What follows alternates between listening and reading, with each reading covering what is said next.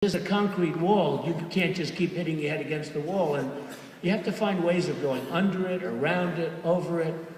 You've got to maintain flexibility. I deal with people, and I deal with people from other continents, and we have the greatest businessmen in the world in the United States, in my opinion. And even though I'm speaking to Australia, these are minor details. But we have the greatest businessmen in the, look what they did to you people and everybody else with their housing bundling loans. I mean, those guys made a fortune. 5,000 mortgages in Phoenix, Arizona. Nobody knows the address of any house. And by the way, would the world like to buy these mortgages? Yes, France. We'll buy about 5 trillion of them. Oh, absolutely, wonderful. These guys made a fortune. Okay, it was a bad thing, and it was a bad thing that happened. But we don't use our brilliant guys in the United States to negotiate against China and various other people. We use people that are diplomats. You know what a diplomat is? A diplomat is somebody who goes to school to be nice. They want to be nice.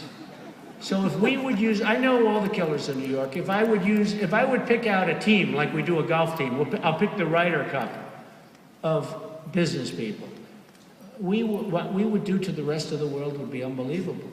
But we have politicians that don't do that because they want to be nice. I heard a guy named Gary Locke today. Gary Locke. Anyone ever heard of Gary Locke? He's the new ambassador to China. And he said, and it's so naive, and it's so pathetic it's funny, even though it's happening to my own country. He said, I think China should behave. They should be nicer to us. Because if they did, we'd make product and we could sell it in China. And I'm watching this, and I'm saying, God can't be doing this to us. He then finished off by saying, wouldn't it be nice for them to also know they're putting Americans to work? This is what he said about China. Now, I have a lot of respect for China. I just sold an apartment to a Chinese man for $33 million. I own a big chunk of the Bank of America building. I own a big chunk of a building in Manhattan, all because of China. I have nothing in it, nothing.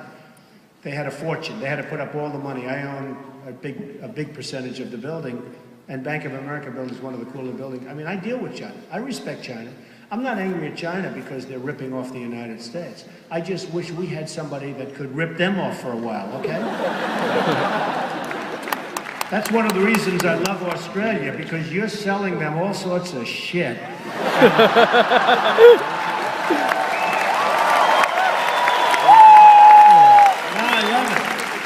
And that crap is coming out of the ground, and you don't know what it is, and they don't know what it is, but they're paying you a lot of money. And I say, raise your prices. Raise your prices. Tell you guys, raise your prices. See, in our country, we're not allowed to dig, because if you dig, you may hurt the grass. There's a certain type of, we can't dig. I mean, we can't use anything. If an excavator is a certain size, they won't allow it because it may roll over a certain type of grass, even though it might kill 10,000 jobs. You know, the whole thing is ridiculous. So I like what Australia's doing.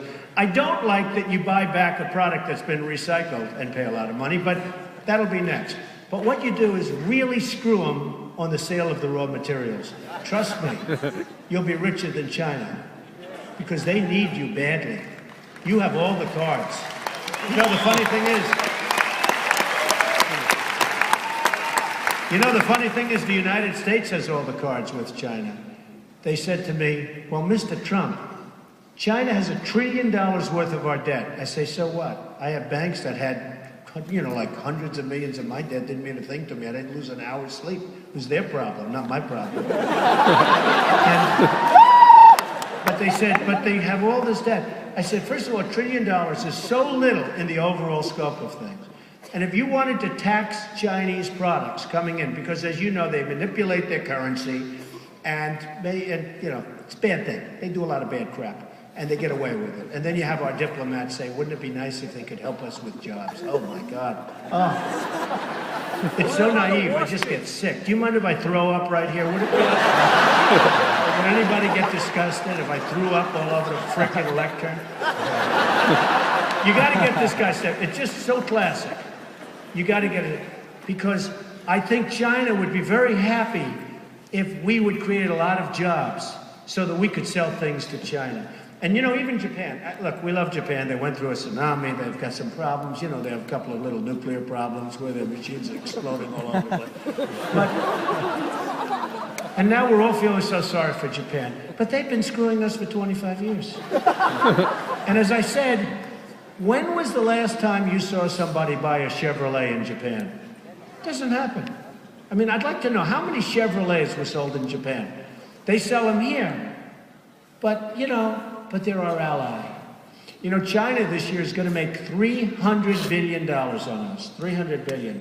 And that's a low number. That was recently, and they just announced that the number is actually going to be much higher than that. But, you know, you take other countries like Colombia. Colombia's made $4 billion last year. $4 billion on us. That's a small country. And I actually spoke with a group representing Obama. I say, let me ask you a question. Do we make any good deals? Is there one country, one, I just want to see one, where we made a good deal? I mean, we gave the Panama Canal away for $1. Jimmy Carter, he was another beauty. We're giving it away for $1. $1. You know what they did? They doubled the price.